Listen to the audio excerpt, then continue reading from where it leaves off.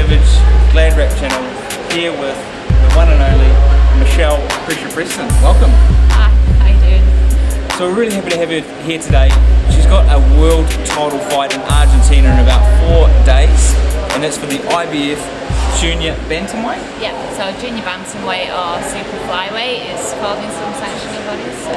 Which is pretty much a big deal. If you don't know what the IBF weight is or titles, Anthony Joshua in the UK holds the heavyweight title, so that gives it some sort of, I guess, weight behind the title. Now here with me today, Michelle, just finished about 9 rounds, right? Yep. So I've been doing sort of 9-10 rounds straight, and I'm doing that sort of 3-4 times a week. And I'm lucky enough to have different ladies from different gyms come and spar me and give up the time. So they're helping me out and I'm helping them out for their up and coming fights as well. So you've had a few fights now, and originally you started off kickboxing and now you've moved to boxing. What made you make that code jump or that move to boxing? Well, I've not actually moved, I'm doing both. Oh, there you go. There you go, guys. So yeah, my last 3 fights have been kickboxing. Yeah. This one's boxing, and my last boxing fight was in April on I forget what it's called. Royal Rampage.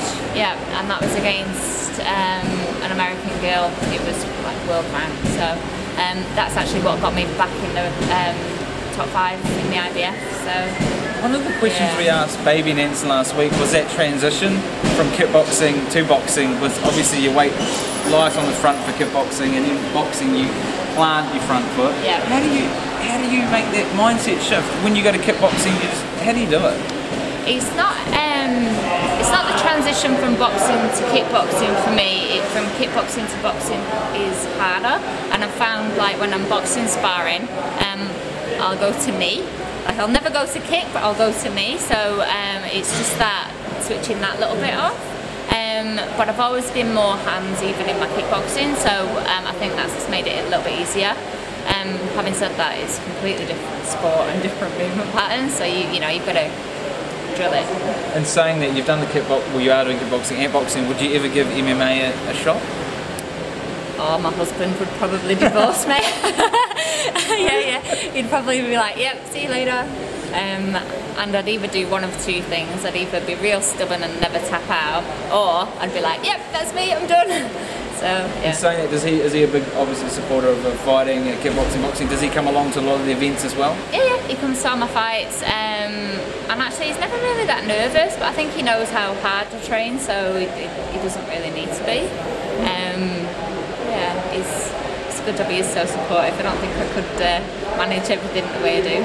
You've got the name Pressure. I've seen you fight, you definitely put the pressure on. Did you give yourself that? Did someone else give you that to you? How did that name come about? My trainer, Jason Sutty, he gave me that name. I'd been training with him at ETK for, it would have been maybe 6 months, and I had some fights for ETK, and yeah, one day he just pulled out my fight shorts and had pressure written on the front, and it was like, that's you.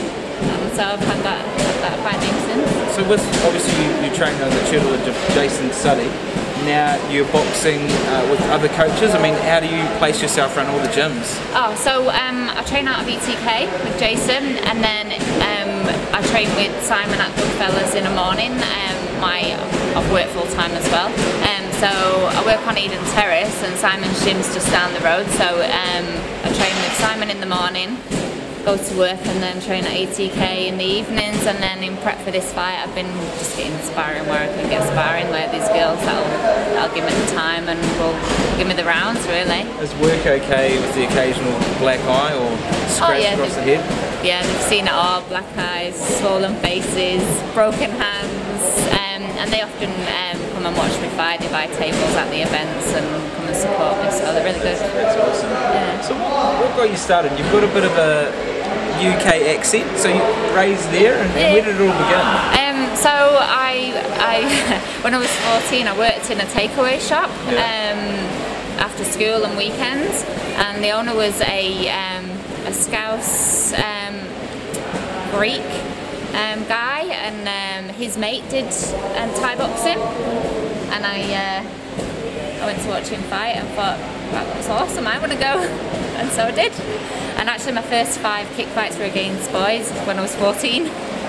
What the heck, did you hear that? Against guys. I saw the guys lined up tonight, and that's why I asked. I mean, do you mix it up with the guys as well still to this day in sparring? Oh yeah. Like, so at ETK, if there's not any girls in to spar, then I'll spar the lads, and yeah, they're pretty good. They don't go too nuts with me because obviously there's weight differences and stuff, but they give me good rounds and they look after me. We ran into Joey last weekend and Victor when they had their fights. Joey looks around the same weight as you, Joey Balin. Would he? No, he's probably 10 kilograms heavier. Yeah, he's about 10 kg, but I was actually sparring Joey maybe like a week before he was fighting, so yeah, I mean, Joey's Joey and he can pull every trick in the book on you. It's pretty good. It's pretty good too, because what we've noticed with these kickboxing gyms and boxing, it's like quite family orientated. You become part of that culture. It's almost like you would have 3 families with the ETK, the Goodfellas, and then the other gym as well, which is here. So just if I come here to spar, or like Wild Stables with Roger and Mike will come to ETK, or it just wherever we can get the sparring. Nyreen, is it Crowley? Or? Yeah, Nyreen, yeah. Is she the same weight as you? And do you guys get in some rounds? Yeah, we were sparring on Thursday night just and Saturday morning just. Oh, so yeah, so it's good.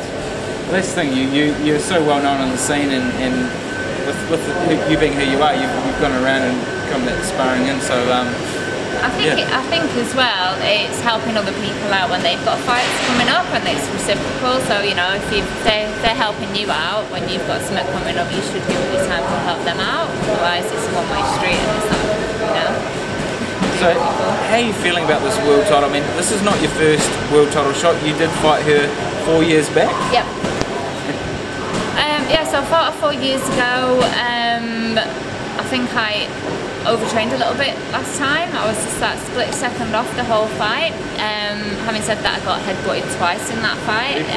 She's a little bit shorter than me and comes in with her head up. So that wasn't probably the best start to the fight. But yeah, I'm a different fighter. I've had a child since then, so you know, I'm going back a different fighter with some new moves, and I'm excited. Hopefully no headbutts from her or you this time. She sounds obviously like a formidable opponent. We've looked at her record. She's been unbeaten since she faced you, so she's no easy beat, no slouch in any sense. It's obviously going to be a really, really good fight, tough fight. Will we be able to watch this in New Zealand? Is this going to be televised or recorded at all? Yeah, it'll be televised across South America.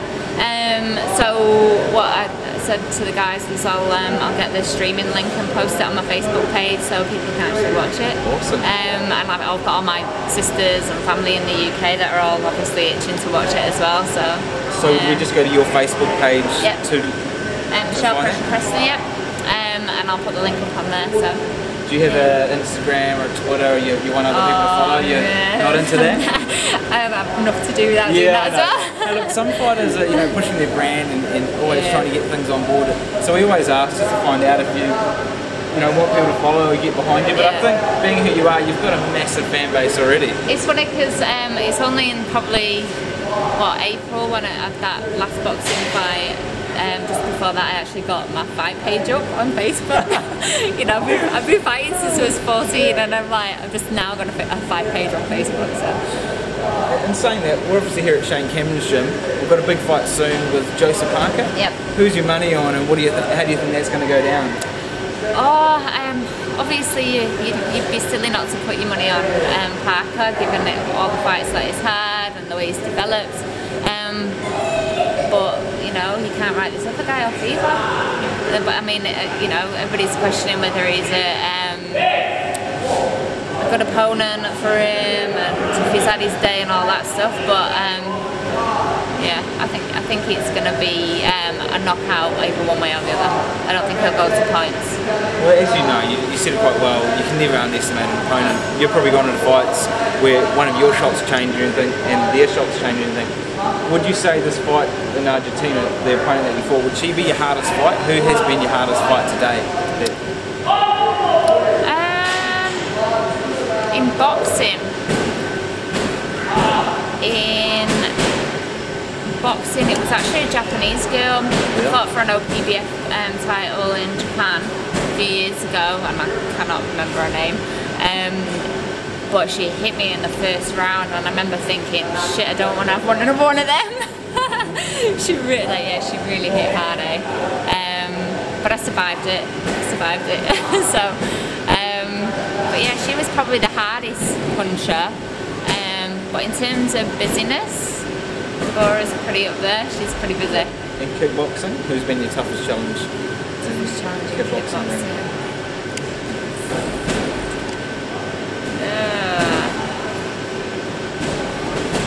I saw you fight on a China card, put on the Philip Lamb's show against one of the Chinese girls. I forget her name, was dyed hair. She was pretty tough. Oh, Ren Kaylin. The last time I fought Ren Kaylin, she came a lot stronger than the previous time that I fought her. Like the first time I fought her, like it was actually quite an easy win for me. But the last time I fought her, it was like she'd been away and done her homework and got a game plan together. So that was probably somebody I did underestimate the second time round, because I was going off the first fight, and so you can't do that. You can't expect what you got the first time. So. One thing we have noticed about you is no easy fights. Every fight for you is a challenge, and stepping up each and every time. You can't. Well, I've had that many fights now that there isn't anybody that will fight me unless it's of a certain level. Some of the guys probably won't even want to fight you anyway. Yeah. And saying that, we've been asking a few fighters too around the sports psychology, mental toughness, anything they do prior. Is there any rituals or things you do via the mindset or meditation for all your fights or before? No, not really. I mean, I have a little process. I lay all my stuff out on the bed before I pack it a certain way into my training bag, and I like to be at the venue a long time before and have my hands done and make sure my hair's braided, and all those things have all got to go according to plan. And then once I've done that, like my brain's switched on. I don't like big warm-ups. I don't like water on my head in the corner. It's different. Yeah, I'm not. It's just I've got little things that can throw me off, but yeah, that's pretty straightforward. You've seen a lot of fights. Every single round break, water squirt on here, so that's something you just cut, you don't like at all? No, it just riles me up the wrong way. Okay. I lose my shit when people do that. Simon, you've not been doing that, and he's going over with you, eh? Yeah, so Simon's coming over when we fly out, and then Jason's flying in from Thailand on weigh-in day and fight day, so I'm going to come over in the corner. Oh, that's awesome. I mean, you can't get a better corner than that, really, can you? Oh no, you can't. And we're going to be going to your page to find that link. It's probably going to be on some odd hour, being in Argentina. We'll find it. Yeah, I think 10 hours behind or something like that. Yeah, so I don't think it's too bad. Oh, that's awesome. Look, is there anyone back home, or a lot of your fan base is in New Zealand now, but who back home will be watching, and who do you want to shout out to around the world? My mum, my 3 sisters, Angela, Dawn and Lauren, the million nieces and nephews that I've got, and yeah, my dad, who's looking down on me from heaven and will be with me in the ring. Beautiful. There you have it, folks. Michelle Preston fighting this weekend for the IBF World title. Don't miss it.